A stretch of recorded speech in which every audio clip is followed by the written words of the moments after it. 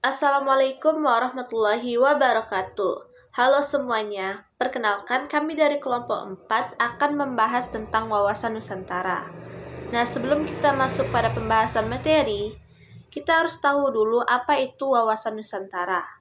Nah, wawasan Nusantara merupakan cara pandang bangsa Indonesia terhadap diri dan lingkungan yang serba beragam dengan menempatkan persatuan dan kesatuan bangsa di atas segala perbedaan. Nah, dalam video ini kami akan membahas tentang esensi dan urgensi wawasan Nusantara, dinamika serta tantangannya, dan juga membahas tentang praktik kewarganegaraan dapat memperkuat implementasinya. Dan selanjutnya akan dijelaskan oleh pemateri selanjutnya. Di sini saya akan membahas tentang dinamika dan tantangan wawasan Nusantara. Yang pertama, kesenjangan pembangunan antar wilayah. Wawasan Nusantara bertujuan untuk menyatukan seluruh wilayah yang ada di Indonesia dalam kerangka NKRI. Namun kenyataannya masih terjadi kesenjangan antara Indonesia bagian timur dan barat, seperti NTT dan Papua yang masih mengalami ketinggalan dalam bidang infrastruktur dan pendidikan dibandingkan dengan Indonesia di bagian barat seperti Pulau Jawa dan Sumatera. Lalu selanjutnya yang kedua, ancaman disintegrasi dan konflik sosial. Konflik berbasis etnis, agama, dan suku masih menjadi tantangan. Perbedaan yang seharusnya menjadi persatuan justru malah menjadi kehancuran jika tidak diimbangi pemahaman wawasan Nusantara. Seperti kerusuhan Ambon pada tahun 1999 dan konflik Poso pada tahun 2000-an dan beberapa konflik lainnya yang menunjukkan rapuhnya persatuan jika tidak dijaga. Yang ketiga yaitu pengaruh globalisasi dan arus informasi. Globalisasi membawa budaya luar yang terkadang bertentangan dengan nilai-nilai keindonesiaan.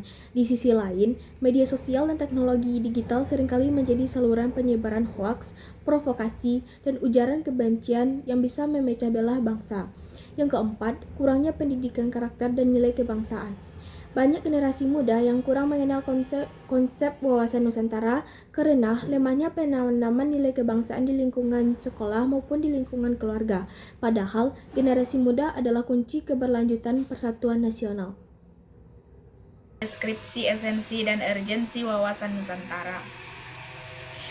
Esensi wawasan Nusantara adalah cara pandang bangsa Indonesia terhadap diri dan lingkungan sebagai satu kesatuan yang utuh, baik secara ideologi, politik, sosial budaya, serta pertahanan dan keamanan.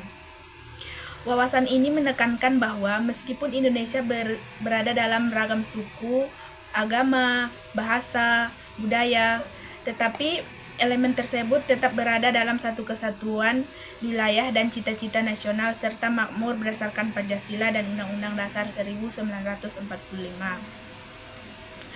Urgensi wawasan Nusantara ini sangat urgent karena Indonesia adalah negara kepulauan terluas di dunia dan sangat rentan terhadap perpecahan dan disintegrasi jika tidak diikat oleh semangat kebangsaan. Nah, ada beberapa aspek yang sangat urgent, yaitu mengkokohkan persatuan bangsa di tengah keberagaman, menjadikan dasar dalam penyusunan dan pelaksanaan kebijakan nasional, mengatasi tantangan globalisasi dan pengaruh budaya asing, menjaga kedaulatan bangsa dari ancaman dari dalam maupun luar negeri, membentuk identitas nasional yang kuat di kalangan generasi muda. Salah satu contohnya yaitu banyak generasi muda yang lebih mengenal budaya asing daripada budaya sendiri. Misal, tren K-pop sangat diminati sementara kesenian lokal mulai dilupakan.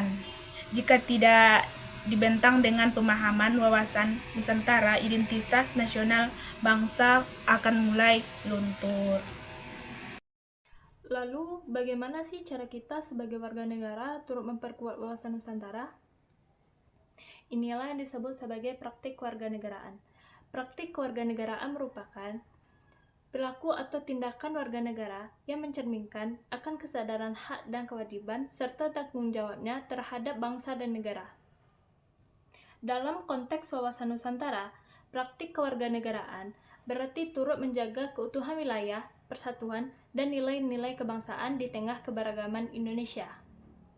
Praktik kewarganegaraan dapat kita wujudkan dengan menghargai perbedaan, menjunjung tinggi toleransi, tidak menyebarkan hoaks atau ujaran kebencian yang dapat memecah belah bangsa. Karena setiap tindakan positif warga negara merupakan wujudan dari wawasan Nusantara. Bentuk-bentuk praktik kewarganegaraan yang mewujudkan wawasan Nusantara. Yang pertama, menjunjung tinggi persatuan dan kesatuan.